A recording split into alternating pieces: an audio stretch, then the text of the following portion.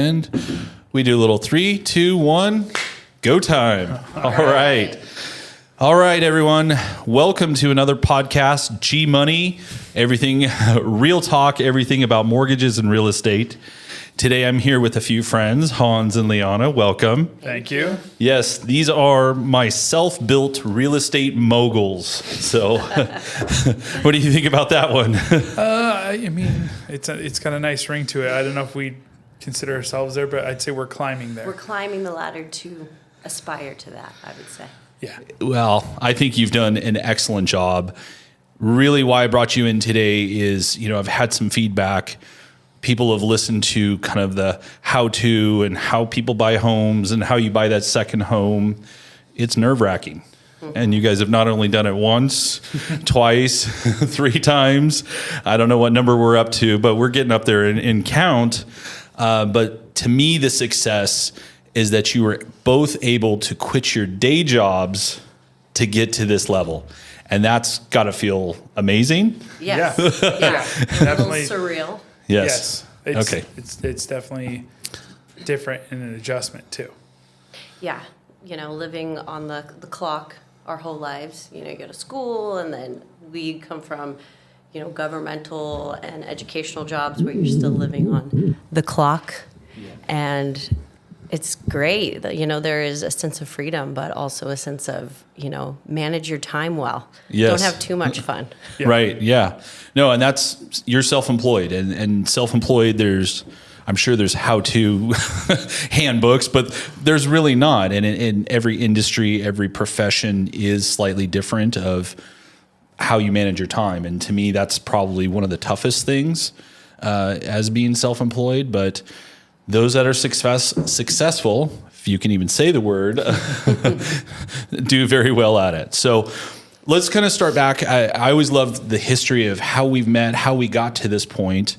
I first met Hans first, and you were actually working right across the street at Ventura Senior Center. Yep. What were you doing there? So my first career of many at this point was recreation, government recreation. So I ran senior centers, teen centers, and when I worked for the city of Ventura, I ran the Avenue Adult Center across the street. And then you and I were both at a senior luncheon barbecue. We barbecued up some hamburgers for the seniors, correct? At Ventura Continuing Age Vase. Yes, correct. And so you and I just struck up a conversation, and I've had my real estate license for a long time, and 2005, I looked it up. Yeah. People look at Fact the numbers, check. actually. I didn't know this. They look at your license number, and sometimes people say, oh, you've been doing this a long time. I go, well, I've had my license a long time. I don't know about how active I've been until more recently. But yeah. And then you and I just started talking about lending and just life in general. And I think we realized both of our kids went to Coastline, right? Yeah. And then, you were there. And then I think shortly thereafter, we had a couple of those barbecues where we'd meet up, and you always had great questions and just kind of hit it off as buddies and bros. Hey, see you at the next barbecue. And then I want to say you had left there and went into teaching. Mm-hmm. And you were a teacher. And then we were dropping our kids off at school and quickly learned that you had your kids at the same school. And so again, just more and more instances of running into each other. Yep. And then I think that's at that point where then it was serious about buying a home and getting into investment properties. Yeah, definitely. So maybe let's chat, maybe Liana, a little bit about that. Like, whose idea was it to get the first home, and what was the concept like? So growing up as a kid in the Central Valley, I grew up with a cabin, and that, I had these great memories, and my grandparents had sold that, in my late teens, and we wanted to recreate that for our family. We go into town, and, the valley's great and all, but it's hot. We want to escape to the beauty of the sequoias.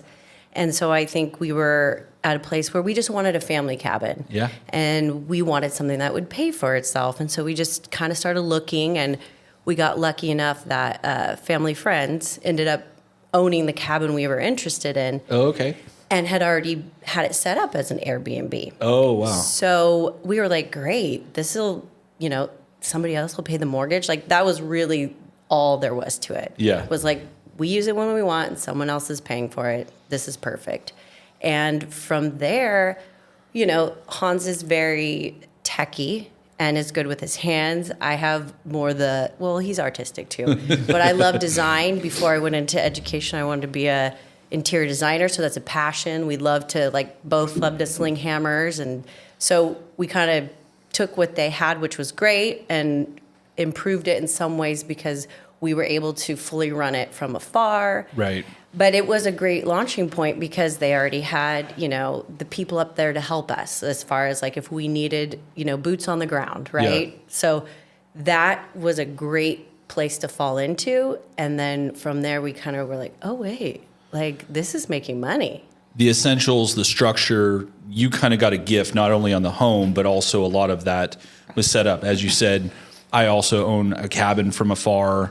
Having a handyman, having somebody to check in on your property, having other contacts in the area, having a cleaning crew come in, those are all essential. Whether, I have a cleaning crew, even if it's just for us, and we don't rent ours, but, for you guys, that's a must. You got to turn it for the next customer. So somebody that's good, thorough, trustworthy, right? Because you're letting them into your house. So that's pretty awesome that you guys walked into that. Yeah, we inherited all of that. And you and I, we've always had some sort of like side hustle. So yes, always. When we first got together, we started doing VW bus rentals. I don't even know if you know this. I knew you were into VW buses and then the tin can campers and that kind of stuff. So yeah, please keep going. We had a company called Calcombi. We had one bus. We rented it out for a while.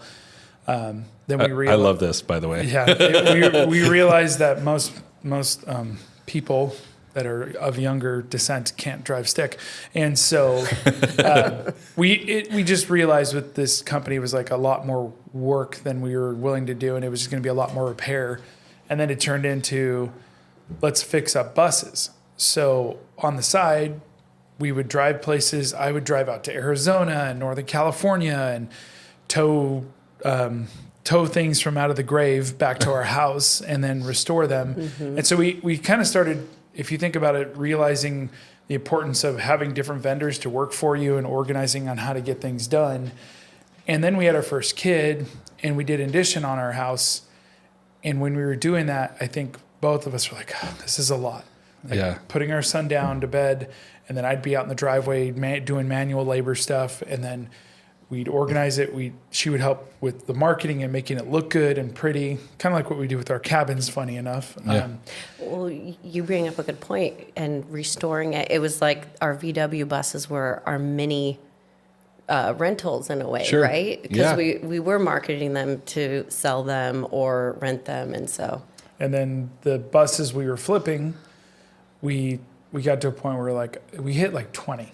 Yeah, we owned about 20. That went through our hands. And then when we went to buy the cabin was literally when we were selling one of the last buses, and we're like, okay, let's use this money to buy a cabin. And then we got into it and we're like, oh, maybe we don't have to do buses anymore. Maybe this cabin can do better than we thought it could. Right. So that kind of started kindling the flame for both of us. And as a beautiful side note, I recall the early bus and having to document the sale, because as a lender, if there's any large deposits, we don't like cash. So we got to source that. And so going, Hans, you had this beautiful Volkswagen bus, and you had to see all the paperwork anyways. Just kind of funny, full circle looking back, and so walk me through that first one.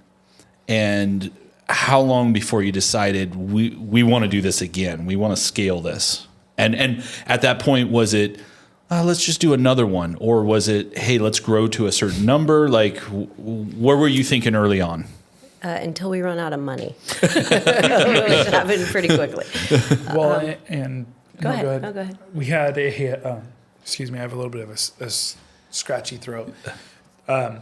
So we had a 1979 Avion in our backyard in Ventura that we had fixed up, and the first cabin we bought had an extra parcel on it, and it had really good views, and we were like, well, maybe we can move this Avion, aka Airstream type Sure, of trailer, sure. up to this parcel and rent it out. Yeah. And so we did that, and we learned a lot of lessons about that too, because a lot of locals at the time were like, "Just do it; it'll be fine." And they weren't necessarily wrong, but we didn't know some things when it came to permitting and stuff like that. Right. And I mean, we wish we still had it. It did excellent. Yeah. But I think going through, you know, some of the things we went through was a great silver lining, because now we are better investors because we know how to research and navigate in a totally different way. So it was a good lesson to learn. we learned a lot of definitions when it comes to zoning and what you can or can't have, and even trying to go through the permitting process to make that Airstream legal. And at the end of it, we just said, well, we did pretty good on this. And it seems like we're doing pretty good with our cabin. Yeah. Maybe we just need to buy another cabin, because we weren't going to keep going with the trailer. It just seemed like it was going to be an overarching thing. And members in the community around where the cabin were, we could tell we were getting feedback, and we were like, I don't know that we should push it that hard, because what we talked about, having those local boots on the ground, Right. especially where some of our properties are, it's hard to build a relationship with those people, because we've seen other people come up into the area, and I get messages, hey, how do you do this and that? And I go, you got to find someone. Yeah. And so that's very key. And that's kind of where we were like, yeah, maybe it's time to start looking for another bricks and mortar type of stick home to buy. Easier for financing, easier for permits, just kind of easier is what I'm kind of hearing. And it was probably doable and a great concept. And, you know, I know up in the Russian River, I hear up in Ojai that they have some of these, you know, camper parks, and they're really cool. But, you know, I'm sure there's quite a bit of permitting and things like logistics that go into that unless you're doing it to scale, then that's a whole different business to get into versus the house. It turn and burn, right? It's 100%. Yeah. So I'm curious, and you hinted a little bit on this. Grew up in the Central Valley, so having a mountain house, you know, made sense.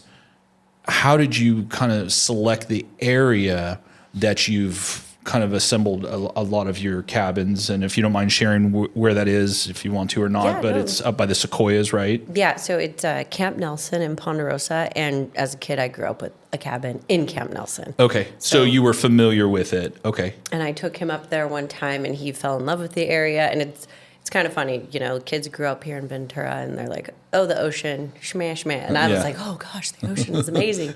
Well, I grew up with the sequoias and these beautiful trees that people travel from Europe to see. I mean, they're amazing. But you just don't appreciate what you have sometimes until you look at it through someone else's eyes. Right. And so he was the catalyst for that. And he was like, well, why wouldn't we, you know, one place here? And I was like, really? And then I'm like, yeah, I guess you're right. I had amazing memories in this area. And it was, you know, a very affordable first purchase. And frankly, the 3 that we own in the area were all very affordable, and the interest rates were great. Like we got in at a good time, and we're really thankful for that. So I think that, and not having a over like crazy amount of competition, and really being kind and understanding to what our community needs, and they're there for us, we're there for them. Like it's a marinade of a lot of things that go into owning in a remote area. It can be very prosperous, or it can be very detrimental. Right. And I can attest to that. So I have a second home. I call it a cabin. Sure. It's up by Yosemite in a little town called Groveland. There's, you know, population about 3,000, and it's very nice, but there is definitely a divide between the full-timers and the part-timers, the off-the-hill gang, you know, and I feel like there's a lot of resentment, unfortunately. And, you know, I know a lot of the locals are older, and that's their retirement area, and they see change, and, you know, we're all threatened by change. But I think understanding what we're all trying to do is improve it. We want to take the area that has a history that's beautiful and improve it and share it with others, right? So, message out there to the old over the hill gang. We're not threatening to take your home. We're here to make it a better place for all of us. And so, kind of the waves and the shakes, it's nice to get to know your neighbors and those around you. And, with open arms is always nice. So, what I'm hearing from you, same thing. I mean, it's a mountain community, it's rural. You have a lot of that same. There's some people that are just outgoing and love it, and there's some that are cranky old people, and that's okay. We'll just wave to you too. So now with it, I think you kind of got the gold mine in the sense that you had the idea, the concept, but also it is very affordable in the Camp Nelson area, in contrast. And this was my choice of, where do I buy my first cabin? It was kind of narrowing it down. Like Big Bear's okay. I prefer Lake Arrowhead, but the prices are pretty astronomical. And by the time I factor in a commute traffic drive, with all the stress, I was like, yeah, I want to look somewhere else. Mm-hmm. And then everyone here in the Ventura area, they just love Mammoth. And Mammoth to me is a terrible drive. I grew up, also in the Central Valley, and we go to Lake Tahoe. So to be within 3 hours of South Lake Tahoe, one of the most beautiful places on earth, it's like, yeah, Mammoth doesn't even touch this. So, I'm biased in my own right of just, again, how I was brought up as well. So, no diss to Mammoth. I mean, hey, it's got a lot going for it and great for that. And, all the Ventura people can continue going there and I'll go up to my little Groveland or Lake Tahoe and enjoy that as well. So, okay, you've got the one. What was it like getting into the second and third? Was it easier? Was the second property already established, or is this one that you had to do work and really kind of get set up, buy furniture? Do you recall? So it was set up. So the second one, again, set up. Set up. Okay. Set up. Set up with 20 couches. That Bachelor pad. Come on now. I mean, we're our own movers. We are very mom and pop. So yeah, we got to move those 20 couches. Go ahead. So even with the first cabin, we had to switch things out. Thank you, Facebook Marketplace /Craigslist for being on a budget. If you have creativity in mind and understanding how to find what you need that fits your property, then Marketplace can be a great place. This first one, when we looked at two places, one closer to our first cabin, and then this one up the hill in Ponderosa, which we were all told it's harder. It's harder. I'd say this winter it's harder with what's going on, but that's everywhere. But we saw this one and we looked at prices and we were like, whoa, I mean, the price per square foot for this one and the advertising for it was kind of bad. And we literally called a local realtor we knew, and she was great. And she just said, look, I have this one just fill out a contract. It's up the hill. It's going to be more work, but, she almost talked us out of it, to be honest. And so it made us want it more. Right? We went and looked at it. And let's circle back at some point to talk about how we got lucky on the mountain with what we have, because there's some points that I would like to bring that up. That's probably important to listeners that people don't think about sometimes. So we looked at this place and it was giant compared to, our house in Ventura was 1,300 square feet. This was 2,500 square feet. Oh, wow. And big slabs of wood, original wood from the 60s. We found out huge fireplace, feels like a cabin. Yeah. And our other place feels like a cabin, but this felt like cabin. Yeah. It just screamed cabin, and in higher altitude and whatnot. And, we're like, oh, this looks good. And then, my mistake as being a realtor was thinking that, well, if we don't take the furniture, they're not, because at this time in the market too, it was competitive. So in a sense, like any little edge that would get us over. And we said, we'll take everything in it, thinking that it wasn't that big a deal. And this was one of our first lessons with taking everything in it.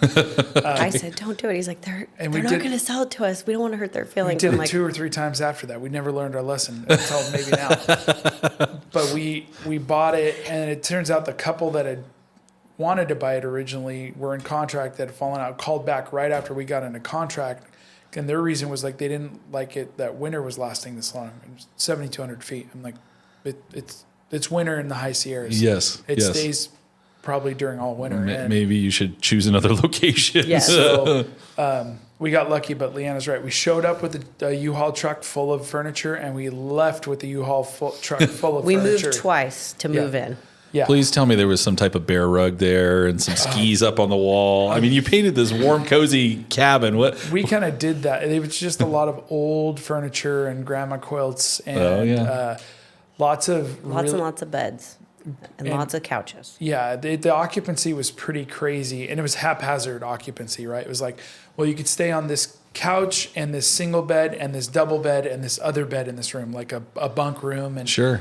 there were some good things that every cabin comes with good things, but we went through and we had to do, I'm a handy guy, so I swapped out a lot of the lighting because the lighting was very doily dated. I'll call that. Yeah.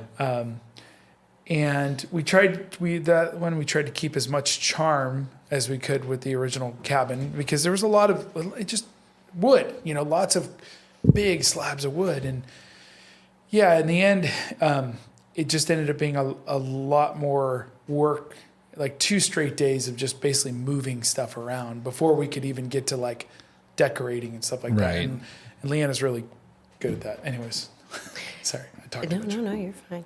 So, lost sight of the question. Well, no, I think we were there for pretty good. And then let's circle back, Hans. You were saying like the area of like, why it was a good area and some things that people don't think about. So with the 3 cabins we have on the mountain, they are all within like a block of a watering hole, aka a bar, restaurant, thing like that. That's imperative. Especially on vacation. That's mandatory, Yep. right? We didn't really think about that at the time. Well, also, our first place has this really great view, which we thought this is a really great view. People will like it, but we didn't realize how much when people get out of the car and just look up and see this alpine snow-covered peak and mountains that they're just like, they fall in love immediately. And that factor plays a lot into, location, but Sure. it's how easy is it to get to stores and things like that, or amenities that people might want if they forgot something. And then also access to the nature, and maybe it's right out your front door. And that big cabin, it's really beautiful on the inside. It's close to the local watering hole, etc. And that was important. We're like, and then uniqueness of the structure. That's the other thing too that plays into each property. And They don't compete with themselves, and we intentionally did that. They are all very different. A vintage 60s A-frame, a big, more family cabin with 4 bedrooms, and then we have our smaller cabin that is 3-bedroom, smaller square footage, but it's unique because it has this amazing view. So we're not competing with ourselves, and we were very intentional about doing that. Good. because we've noticed recently a lot of flood of people buying cabins in our area. Understandably so. People come in, they go, the entry point, it's great. But if you buy cabin and everyone, if you went on the shelf and you're going to buy something and it's cabin, and the next shelf up is cabin with a view, cabin next to store or close to bar, cabin next to this amenity, there's not that much on this top shelf, and there's a lot of these on the bottom shelf. So when people are shopping for their place to stay, it's the same thing. Well, like, this has a view, this has a hot tub. Like, what are the built-in amenities of a property, especially when it's a rural area? Because those little things are going to matter more, right? Like here in Ventura, our properties, who cares if you're by the bar? There's 15 bars within Right. a mile. So Yeah, no, that makes it the convenience up there. And when people, what I think of when I go on vacation, it's relaxing, right? So good food, some type of entertainment. So, and then relaxing, some type of porch with a chair or porch swing. I can go back to certain trips that I've done with Airbnbs. I was in the Smoky Mountains, right? And I was, a 360 degree wraparound deck with a hot tub that I'm having a ice cold Coors Light at 9 a.m. My dreams came true that day. Yeah, and another thing that we didn't realize, because we had looked at other places like Three Rivers, which is at the base of the Sequoias in Kings Canyon, we had no real idea what the difference is between a national monument and a national park. And some people were like, oh, monuments are abbreviated, they're not that great. I would kind of beg to differ. You can have dogs in a monument, so you can take your dog hiking. Oh, yeah. Sequoia National Park, I think you can only stick to the pavement, and even that's kind of wishy-washy. The amount of tourists. So you don't have and we always, people ask us, and we say, think less lines and selfie sticks. So people going there are more adventure seekers, hikers. It's the same great trees. Yeah. It really is. But less people. I mean, the mountain bike trail that I love up there, which it literally goes through the middle of one of the sequoias. So there's that. And then our cabins are actually at altitude. So the Sequoia National Monument was it was created after these cabins were built. So Oh, wow. Okay. it got this protected status or whatever it is. And so we're one of the only places that are at altitude. Like if you go to Sequoia National Monument, you stay down in Three Rivers, which is at much lower altitude. Not that it's a bad place to stay. It's beautiful. It's beautiful, but it's not mountain air. Let's call it that. Yeah. So that was one of the things that we didn't realize until afterwards, that why that made a difference. And that now we do. Now, like a lot of these things, we're like, oh, we do that. Right. that. Yeah, I guess what you're trying to say is a lot of our trials and, luck, I guess. It's a mix. We're sharing that now with clients of like, okay, we've learned this maybe a little bit the hard way, but look for this, and this. Like, I think we've fallen into some great things. I think we've realized like maybe it's less luck and the two of us just kind of meet like his shortcomings. I fill in those blanks. We have a good marriage of talent to make this our thing. And I think that's important too. Yeah. Because, it's not just money based. It's what else do you have? Because Right. even if you have all the money in the world and hire everything out, Volcasa and these big brands. Right. I mean, we look in Ventura, we're on the hunt for new clients in Ventura. And the lowest, 3 point something, 4.0, when you want a 5-star, it's all run by these big companies because they don't care. Right. I mean, They throw they a make too lot much of money. to They care. throw a lot of money at it to get to that, Yeah. and also those ratings. So you've got sounds like 3 cabins up here, and you rent them all short term, any long term, or all short term. All short term, yeah. And then in regards to renting, do you have a preference? I know Airbnb, name recognition, but do you advertise or list on multiples? Do you have your own websites? Or share with me. All of the above. Okay. So we do Vrbo, Booking.com, and Airbnb. Airbnb is the big hitter. It's They are. probably 70 to 80% of our bookings. And we also have our own Direct booking website. And how is Airbnb? Are they greedy on fees, a lot worse than the others because they bring the traffic? Are they fair? I'd say they're average. You're paying for a channel, right? This is what they're referred to as channels, and they're marketing, right? Yeah. They're marketing and software. And we have our own channel manager that syncs everything together, and that's the techie part of me, trying to get automation, locks, cleaners, all that combined into one place, which is what this channel manager does for us. And there's a couple of other websites we do advertise on. Have we had much bites on those? No, not really. So Airbnb for the win, we're going to say, huh? I would say they do 75% of our business, and then Vrbo, and then Booking.com kind of peppers in there at 5 to 10% because depending on the property. And then some places, though, depending on how long there's been vacation rentals, Vrbo is strong. And Vrbo, they're competing for market share, so they're trying to catch up with what Airbnb came in and did, disrupting in a sense. Right. So, and some of those, maybe Airbnb, I know you can earn titles as a super host. Are you a super host? Yes. Yes, we are. On Super all host. We got it here, right? I love it.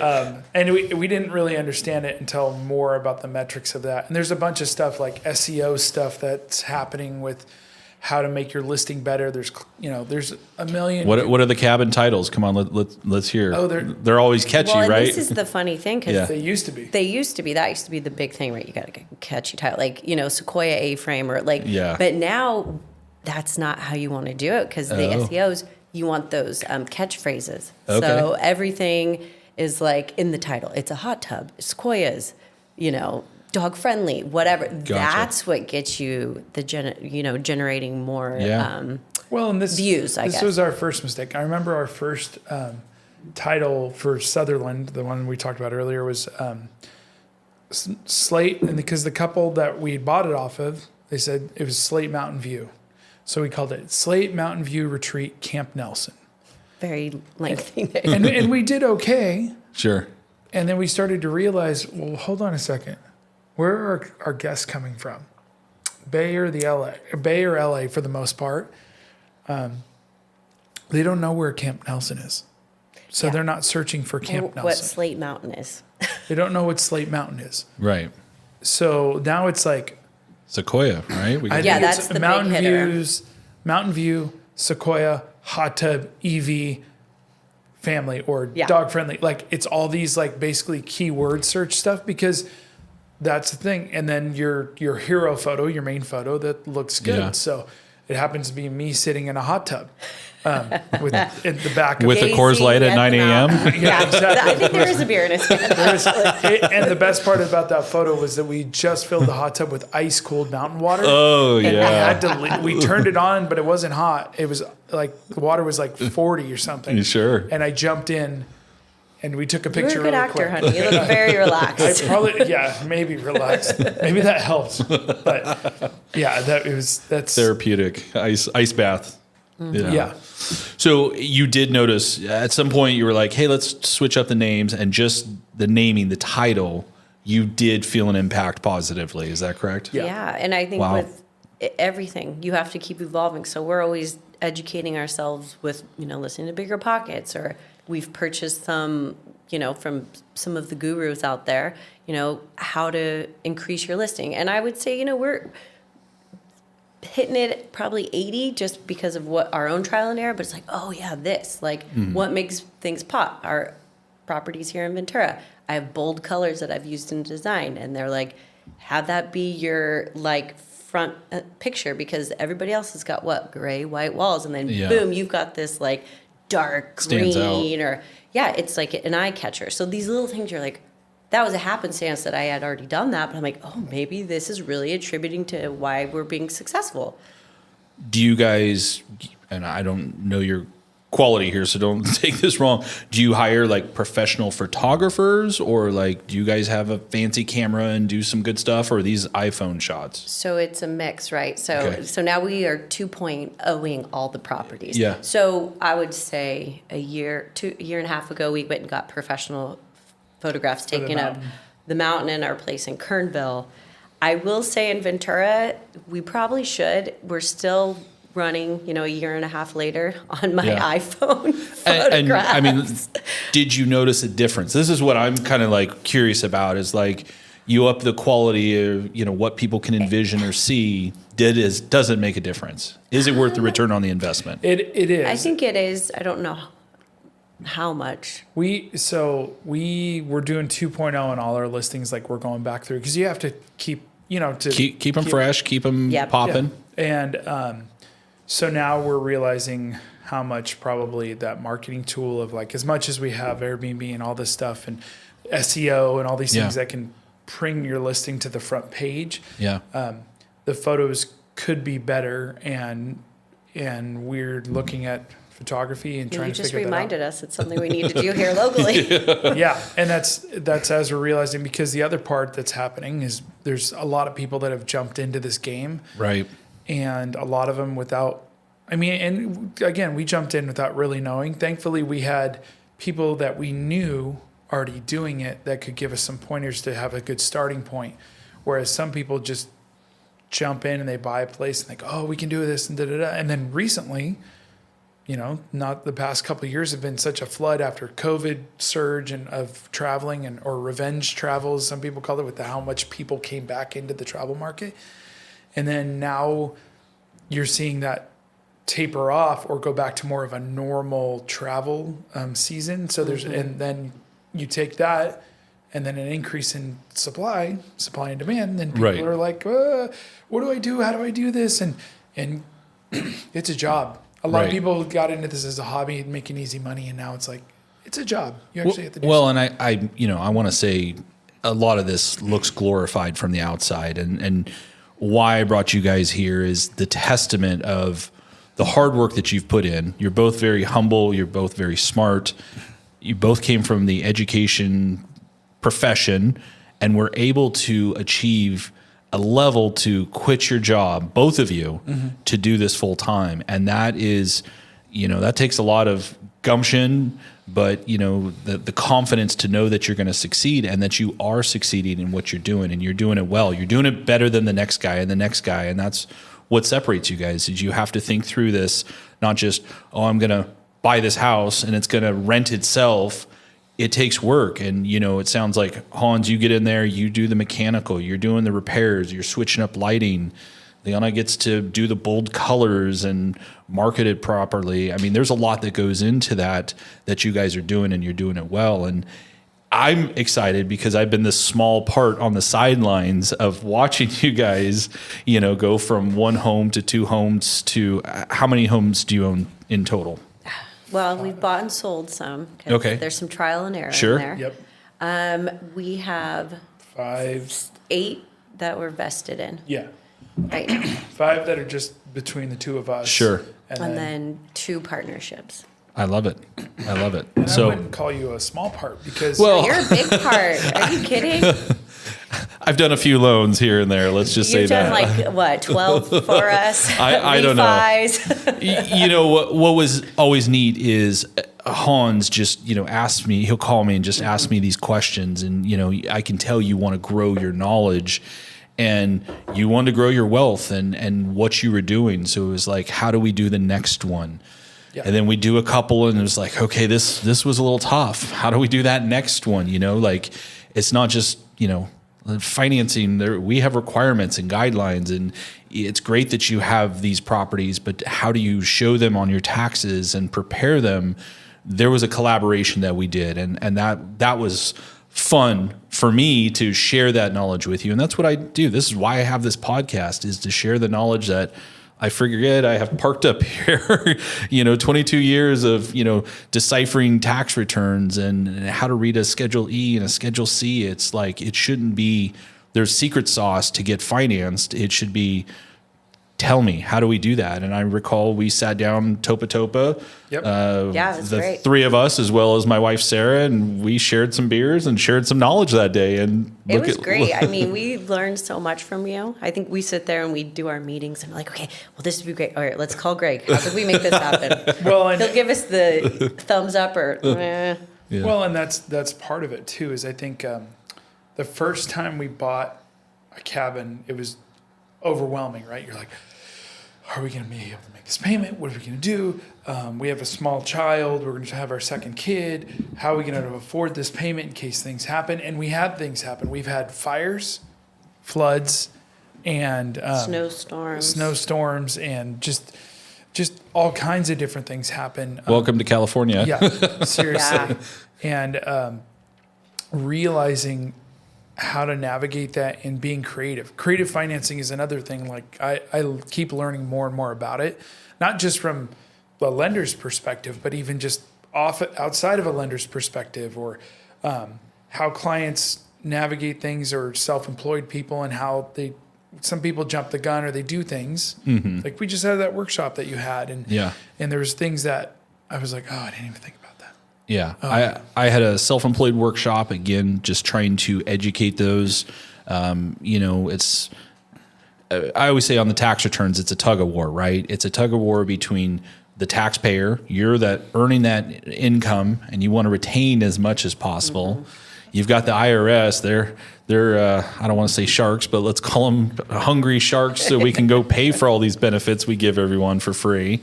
And then you have your CPA or enrolled agent, your tax preparer, whatever certification they have, and they're trying to be the referee of standing between you two. And then here I come along, Mr. Lender, and you're putting pressure on me of, what do you mean I can't buy a $2 million home on $30,000 of income? And so I have to kind of, I don't want to say intervene, but I have to kind of have these conversations, not just with you, the borrower. You know, if a tax preparer is willing to listen to me, hey, it's a lot of presentation, and I understand you did it this way. Why didn't you do it this way? Or can you change the line items? I try to highlight the line items that are important to us so we can either use those or not use those. And that's, again, the importance of the information I'm trying to share. And a lot of it is how you qualified for that next one. And that next one is, you know, what's great about buying an investment property, we can use proposed rental income. And that has really helped us out.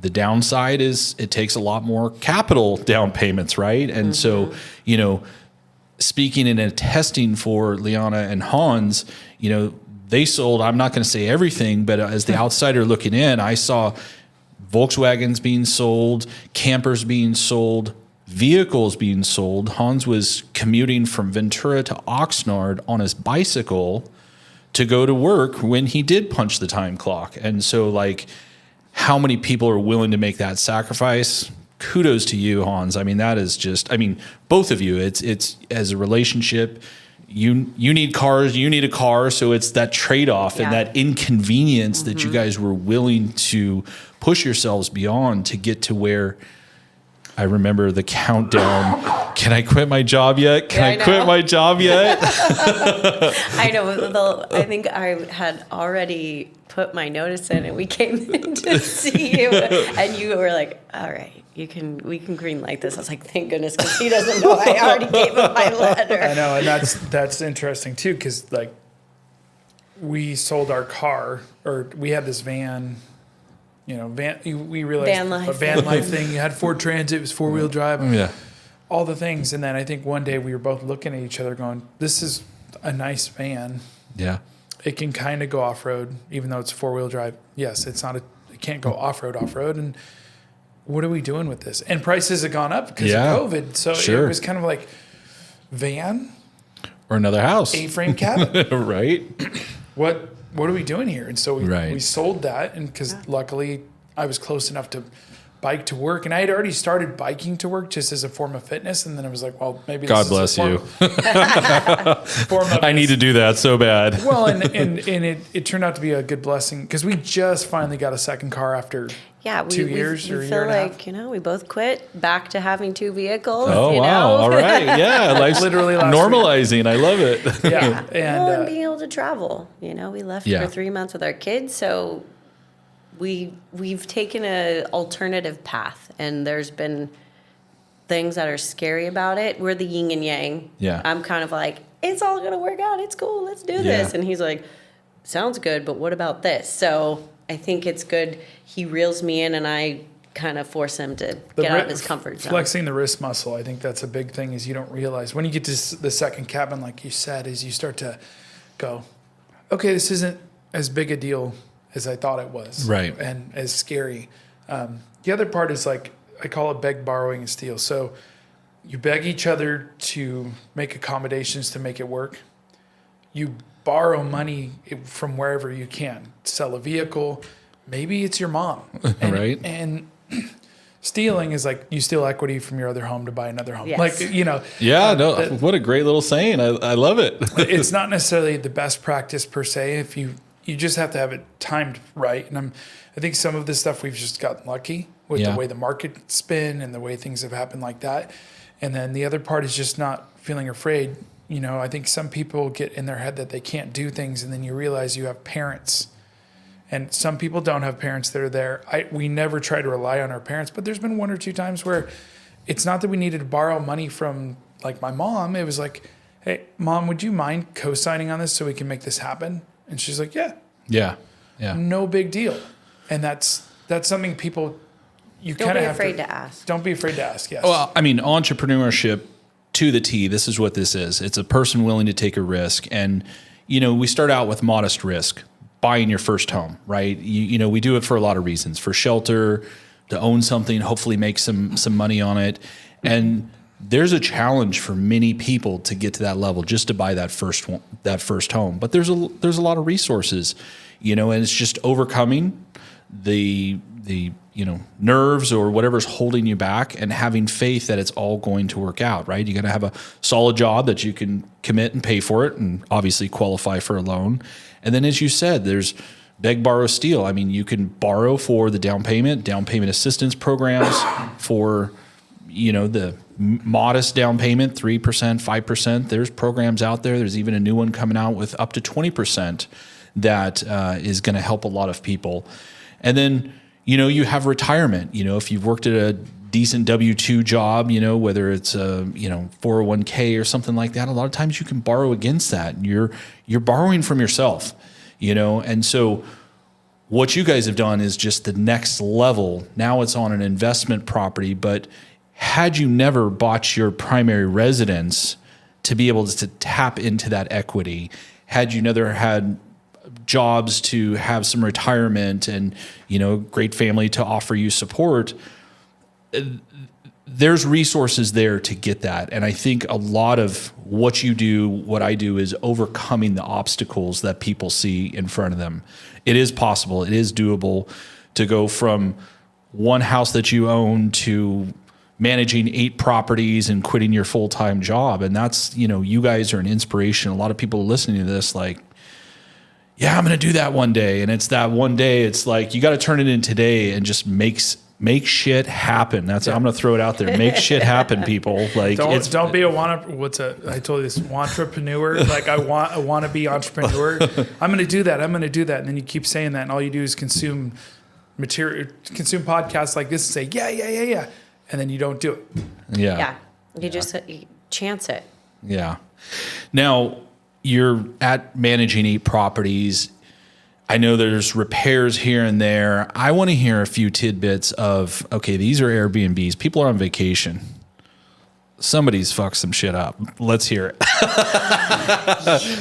We don't have any really loud parties, broken lamps. I know what story he's going to tell. We have not had, we've had friends who have had some really interesting things happen. We've been pretty lucky. Yeah. We've had definitely scammers. Oh. We stayed here and there was not screens and trying to stay there for the week, but then get it all refunded. So you can elaborate. When we bought our second Still cabin, bitter about and that it. was kind of hard. We bought our second cabin, right? So we're like, I think we know what we're doing. Yeah. Just listed it, got a bunch of bookings. It was like, ring, every time you hear the little ding, ding, you're like, yes. Yeah, it's a fun sound. Daddy's going to buy another car. And we get these people that come in, and they first thing they message us and go, how do you keep this place cool? And our bigger cabin's at 7,200 feet.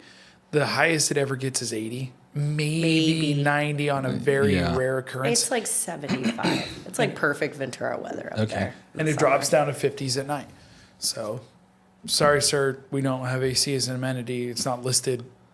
Oh, okay. And we just bought this house and did all that work, moved all those couches out. And I'd forgot to put the screens back in the windows. And the guy goes, well, where are the screens in the windows? I said, I'm so sorry for the inconvenience. I forgot to do this. Refunded him some money just for the inconvenience. The next thing I know, it's like this whole long paragraph about the electrical and how it's out of date. And he's some commercial contractor from Vegas or something. And sure, okay, you're a commercial contractor. That's great. I'm a realtor. I just had a home inspection. This home would not be able to be sold if it didn't pass inspection. Sure. So it was just kind of a debate back and forth. Yeah. And then it came down to like, we'll give you a refund. We'll end your stay early. We send the refund. Oh, no, we'll stay.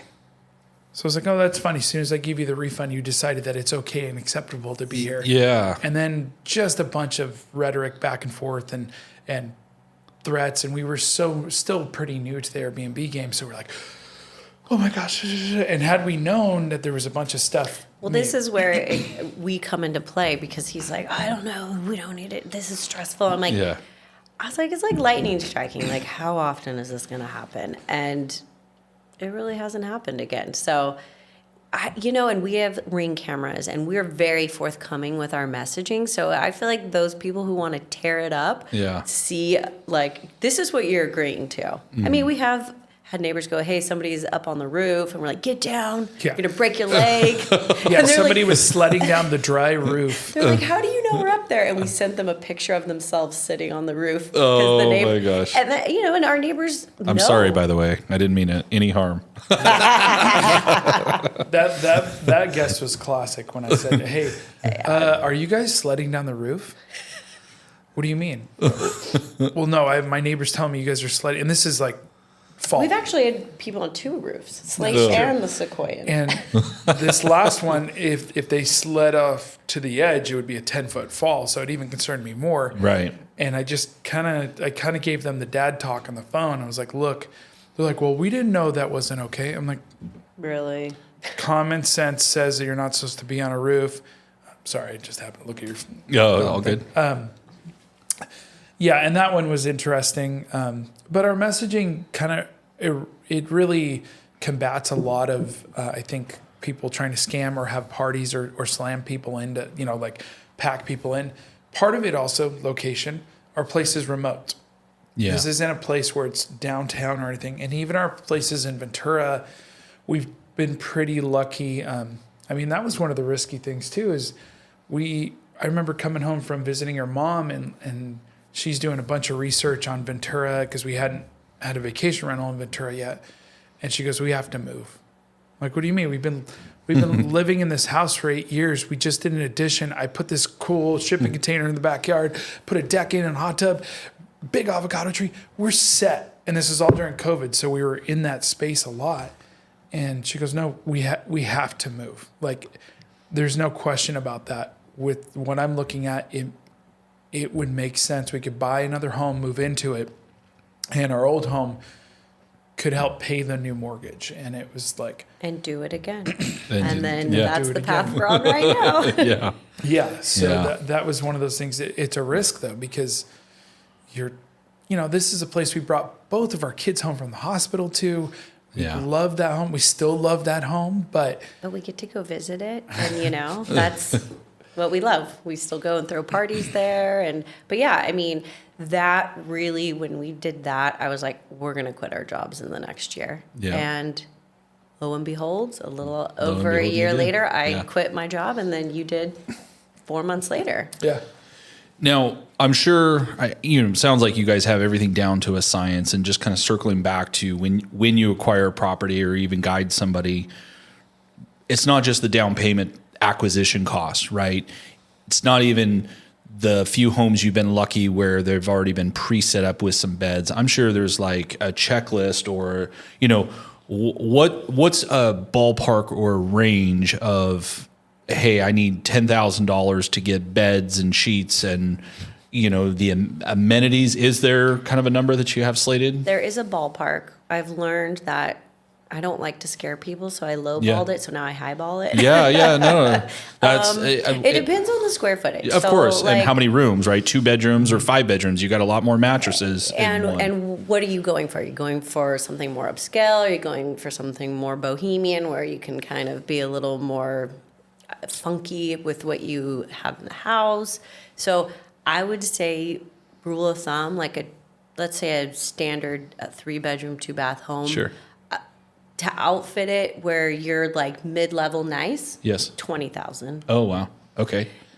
People don't think of these things, and we've worked down sciences, and we want to make things easy for our cleaning companies. Sure. Because, laundry takes a long time, and we try to set up dual laundry, but we use more mom and pop people instead of these big entities. And so, you got 3 sets of everything. So even if I have 3 queen beds, 3 sets of everything, that ends up costing, I don't know, a couple grand just for your linens. Yeah. Now, do you find, and there's 2 sides of the coin here, is some people just go cheap because they wear out, or do you find it's better to invest in a 600 thread count and they last longer? Well, I guess it depends on what you're doing. Again, if you're that upper echelon and that's what's expected, then that's what you should have if someone's paying you $1,500 a night of course. to stay. But, we're more mid-row, and I have found some brands that people will ask me where. I'm going to give away my secret. Yeah, people. Amazon Basics sheets. Okay. They are nice. Like, Yeah. and people will literally message me and go, where did you get these sheets? And I'm like, you know, because for me, it's like I tell the cleaners, if it's got anything on it, like, and I don't want to over bleach anything, they're out. You know, I hate that as far as environmentally, but if But you it's wanna presentable. run it, You have guests. I mean, they're paying and- for a service that they want to feel comfortable in clean sheets. That's 100%. Yeah. So I think it's trial and error. Yeah. You know, when I find something, I'm like, hopefully these will work. But if I'm getting all this positive feedback from my guests, I'm like, I guess these work. And it's, you know, $17 for a set. That's affordable. That's a Plus, great deal. If you're buying furniture, you know, depending on the couch, like that could even be $5,000. Sure, you know, you get a or nice leather less. couch. A lot of the time we go on Marketplace to find our couches, but it depends on also location of the property.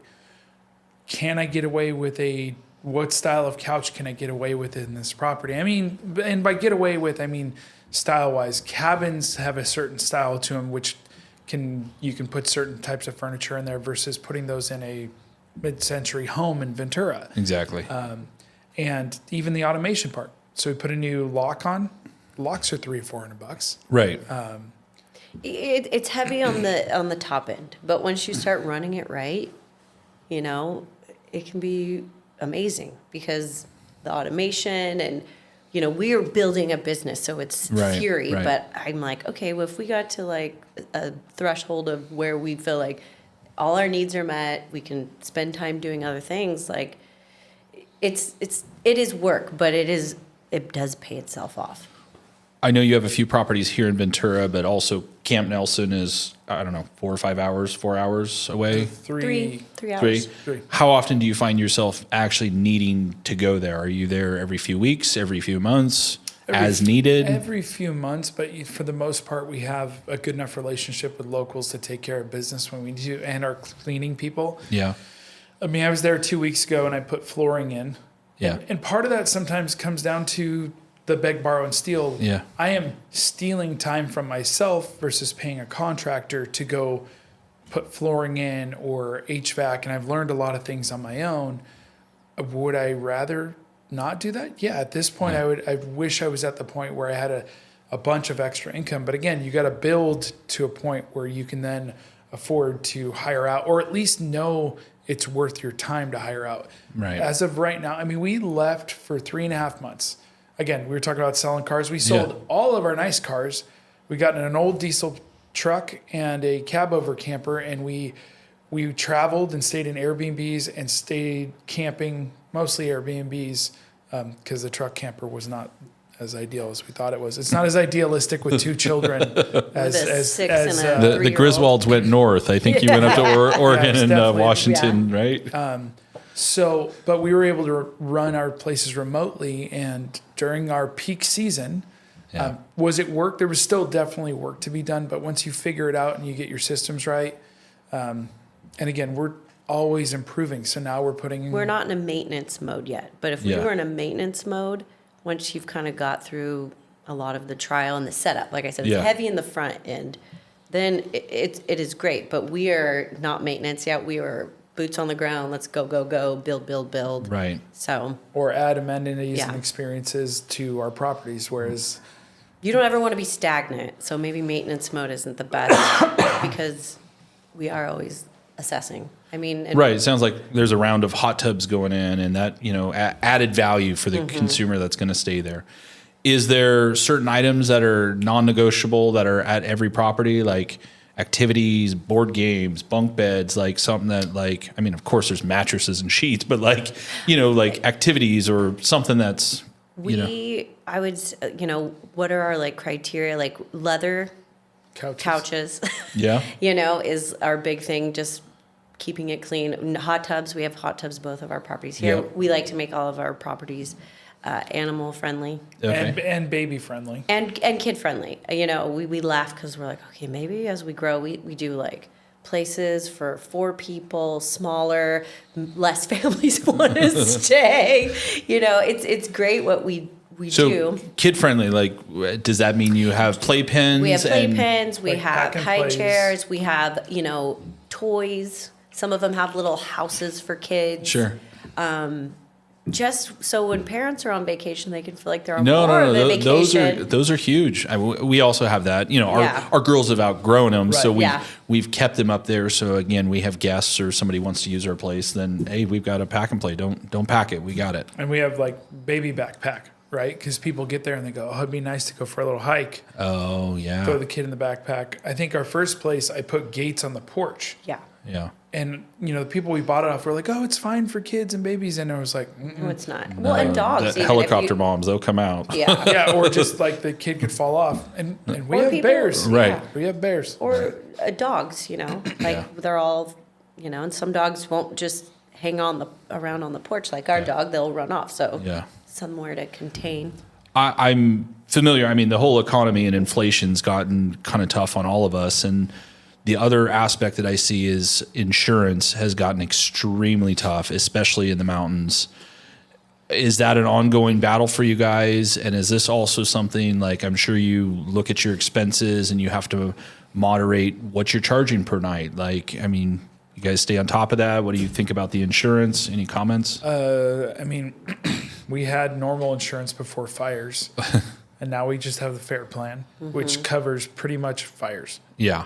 Everything else, flood. I mean, it's funny because our top cabin, there's a bunch of flooding nearby, and you're like, it's at 7,200 feet. We were in a drought. We barely had any water before.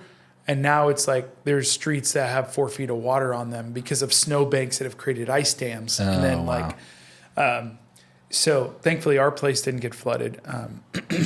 Again, I think we've just gotten lucky with the slopes and where we've had positioning of cabins. But the insurance, it goes up. You have to add that into your spreadsheet to see how much it is. Granted, it is a write-off, but at some point it doesn't Yeah. compute. The other you were just mentioning, sorry to interrupt here, is the gas, the propane, the heaters. Like you were saying, $1,200 a month at a property. Like, I mean, that's probably got to be refilled multiple times, and then you're burning through that. Like, you know, the added cost. It's not just what's our mortgage payment. We have to look at, you know, maintenance cost, the utilities cost. Somebody's using that nonstop. You're burning through utilities. I mean, that can add up to just as much as the mortgage, I'm sure. And renters just leave things on, and that's part of automation. Like some of our cabins, I've built in redundant systems, so when the power goes out, the heater still works, or the propane wall heater still has a backup resource. And like even now, we're kind of going back through a version, and some of them we had no idea that there was an issue with the water department, but there is. And now we're like, okay, so now I think we're going to need to put in a water storage tank for when the pipeline breaks, because they keep having all these breaks and things you didn't think about. And then some of it is like you're willing to accept. Our vintage A-frame that we got, it's got 1960s wall heaters.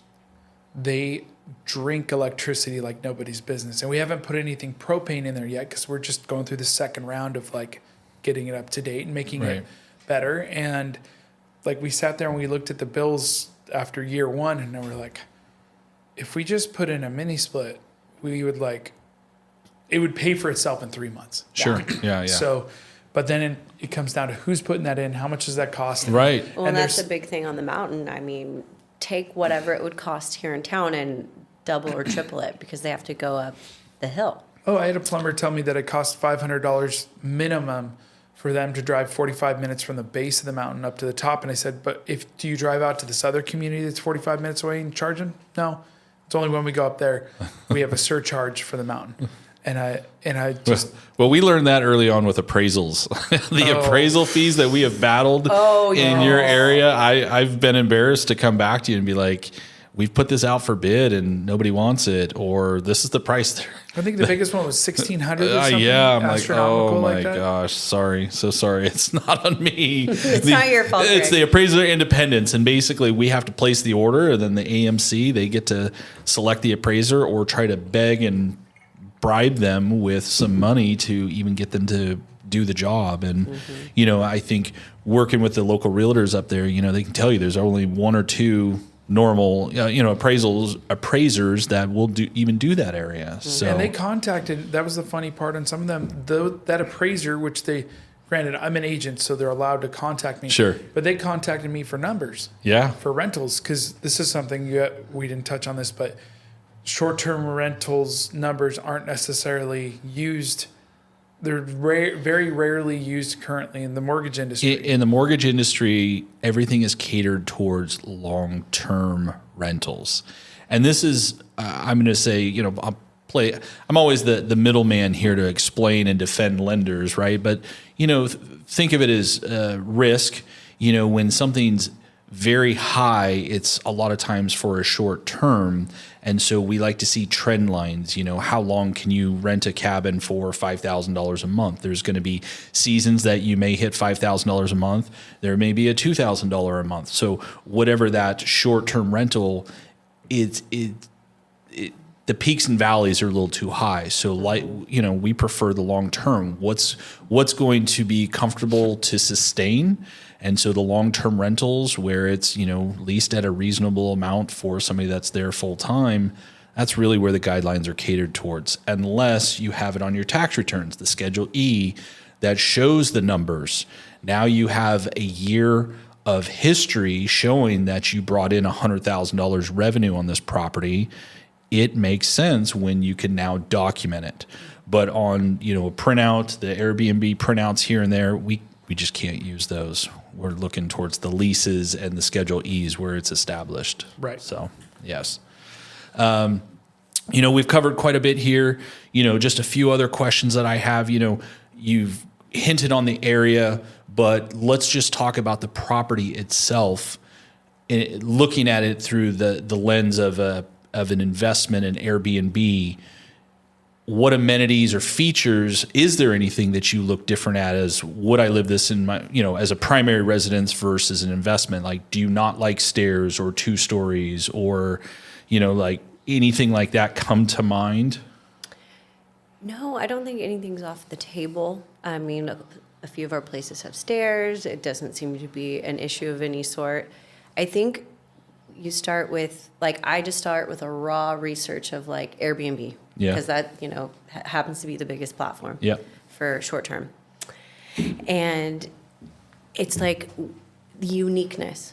That's the area we're in, is the uniqueness, and that's what we're gravitating towards now. So, okay, I look at a place, I'm like, okay, the price is right. How much work does it need? I feel like we want to get into that middle grade of where I can pizzazz it up with maybe some new floors, some paint, and decorate it well, and it looks like a new place, like lipstick on a pig, I guess. Yes, no, I love that saying. I use it all the time. So I don't want a gut job, or I guess it would depend, because that's a big time effort for us. Not just capital, yes, a lot of financial burden, but also the time, which time is money. Yeah, so it's me looking at what's the competition look like. Yeah. That's my launching point. Okay. And then we go use, AirDNA or Price Labs to kind of get a deeper assessment of what that property could potentially do, or a property that's like for like. And then I go, okay, then what do I do better? I make it pet friendly. I'm going to make sure there's a spa.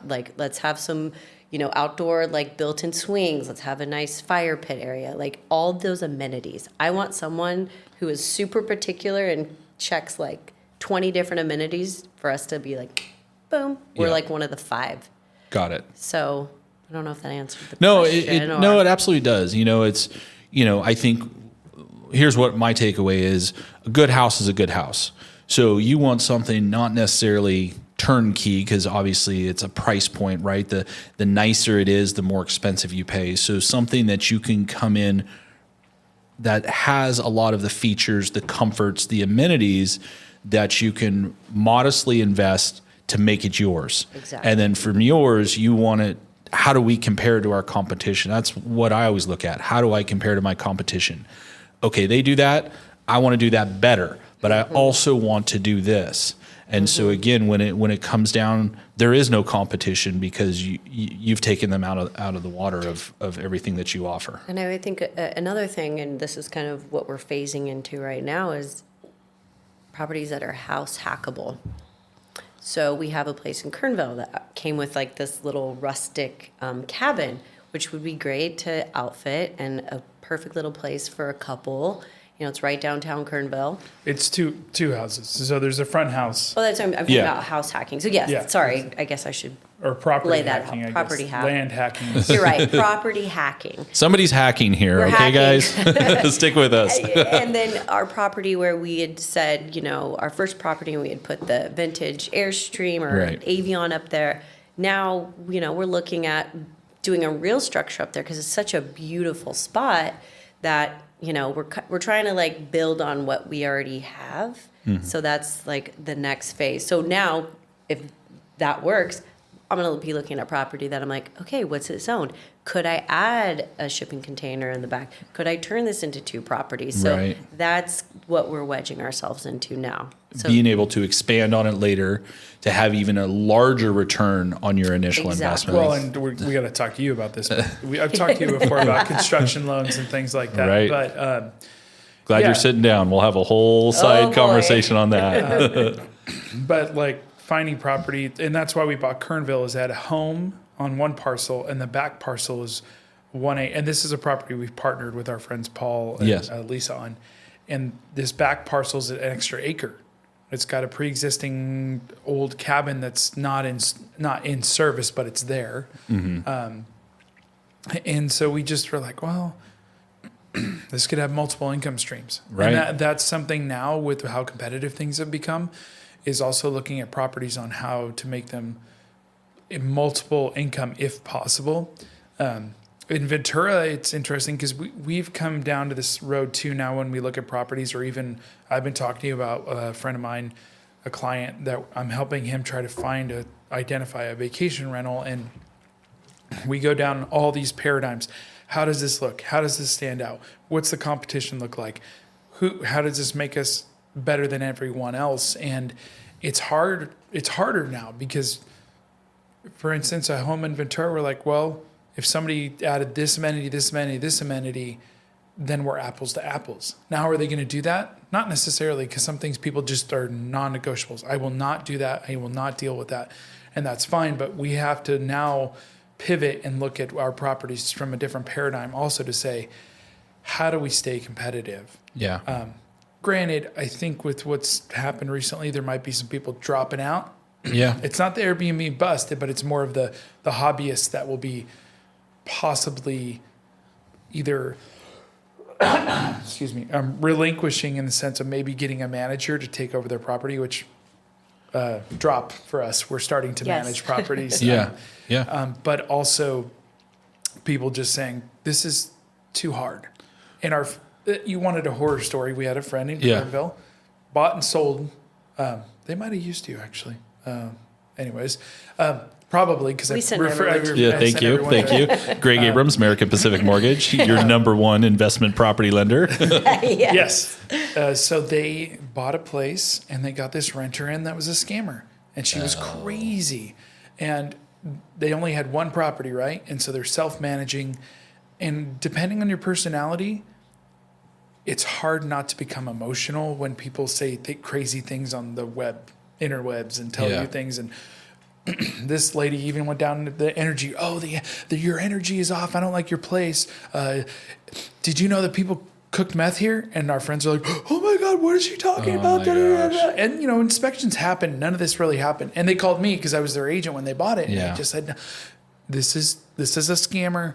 We're just going to deal with it. But after that, they were just like, we're good. We're going to do something else, which is totally fine. But again, this is the hard part about the industry and what we're in, is that you do get these one-offs and weirdness things. And then, so you add that in with increasing competition, and some people are going to be out and they're not, or they bought something that they thought was unique and then they're realizing now, oh, You're tying in perfect to one of my last questions here, which is about the market. I mean, we've, from the time you purchased your first one, I think you said, may have even been pre-COVID, and then we got into COVID and rates dropped, but now we're exiting COVID and rates have gone up, and we've seen that. And our prior conversation, I said to you, which kudos to you, is you've always looked at this as a business in the sense that yes, you're always rate sensitive, but it was never, oh my gosh, I'm flabbergasted by the rate. It's like,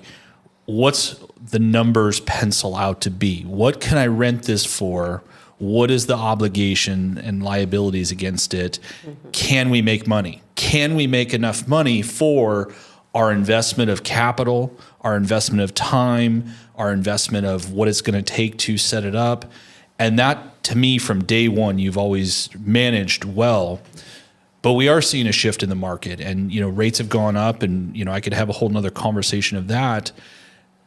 A lot of the hobbyists, they're exiting. They're seeing that it is actually work, right? You're not just glorified, sit around the couch all day. I mean, whether you're in Kernville or at Camp Nelson, you're putting in the efforts to manage them, to rent them, to keep them going, right? And so what are you seeing more in the market, and is this slowing down or changing? Are you slowing down the acquisition of properties? Is it changing how you manage your properties? Maybe kind of share a little bit about the market. Well, I think, it's shifting our paradigm right now. I mean, where would we want to make our next purchase? It would be here in town because our 2 rentals here do so well. Okay. But, we've, helping out our friend, we've run numbers and we're like, does that make sense right now at the moment? Or is this something we're just going to have to sit on the sidelines for a little bit? Yeah. So we don't know. We got to go down that road a little further, but, another cabin in the mountains, we know hands down we could make that work. We could buy it tomorrow. I know you would sign off on the paperwork. But, I'll pre-approve you today. yeah, but I think, so we have to weigh out our options, and, we're trying to we've got a couple clients, but we're growing our portfolio of management and branching out, and, what's that going to look like, and how many clients do we really want to take on? So I think it's getting sources of income now from other areas where we're doing great, but if we want to keep going and having the momentum that we've currently had the last few years, we got to keep making money to put into the properties. So I think that's how we're shifting our paradigm a little bit and making, and he does real estate now, he's all in. Whereas before it was like, buy our properties or maybe some friends or grandma's house or something, and now he's hitting the pavement more, and it's just a big, we're hoping, we hope the best for everybody, but less competition is obviously good for us. Right. And this is, I'm a professional in mortgages, and the people that do it occasionally or have other jobs and a part-timer, best of luck to them, but I'm a professional and you're not going to get in my way. I'm going to run you over on knowledge, professionalism, what I offer to my clients. It's, and there's a difference. And you've been through, so I was an agent, and when I first became an agent was when the first bubble was happening. Yeah. So lawn chair real estate, right? And I'm sure you saw lawn chair mortgage or loan officers and things like that, where they would just stated income, do all these things, and people were just buying houses like crazy based on fake paper, and you rode all the way through that, right? I did, and it was a tough ride. Yeah. It was a tough ride. But it's fortification. That's the other thing too, is I think some people have not fortified that have gotten into this, or they're hitting their reserves and they're freaking out that they have to hit their reserves. Right now we have a couple cabins, you can't get to them because the roads are damaged. Right. And it's going to be probably a couple months viably before we're back up to real rentals like we were before. And we both are like, that's okay. Now, some people are not going to be okay with that. And then, rates coming up, back to what you said, it's all about the cash flow. Right. Does it cash flow?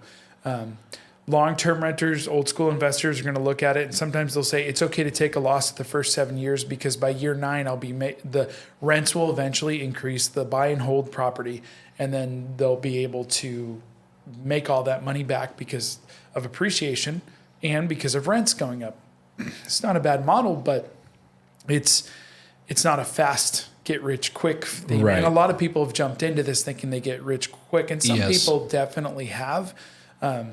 For us, we definitely want to buy more properties, but we are definitely becoming more and more particular. And then it also comes down to the numbers of the one we were looking at with my friend. And I think, that's the relationship you have with me, where you called and said, Hans, this looks I'm just gonna be straight up. Yes. This looks. I mean, yeah, we can do this, but to be honest, it sounds based on other things you've done. I don't know why you wouldn't do other things. Yeah. And if there's a reason behind it that's maybe not seen at the surface, like, oh, well, this is the appreciation gain, or maybe my client just wants to own property in Ventura because when his kids boomerang back from college, they have a place to live now. Yeah. Those are deeper, which is not the case of this situation, but that's sometimes the factor where people will buy stuff and you don't realize, and it's a long-term game. Even for us, we're buying properties in Ventura. We know because of how much it's gone up, we'd like to have homes so that eventually our children could move into those homes, maybe because maybe they'll be able to afford it, maybe they won't, maybe they'll jump into the family business. But yeah, sorry, I'm kind of bird walking now. No, it's all good. No, and we're, I think I just want to thank you guys so much today. We've really hashed it out. I mean, I dove deep into the Amazon Premiere sheets and and the A-frame of how we call our cabin that's in Sequoia with a hot tub and baby accessories. We got to title everything proper here. So what knowledge you've shared today is infinite in value, and I hope that anybody listening to this, these are secrets that they've through trial and experience are sharing with us. So don't take that lightly that they're just sharing this with anybody. This is a great relationship that I feel that we've built up, and I ask them kindly, will you please kind of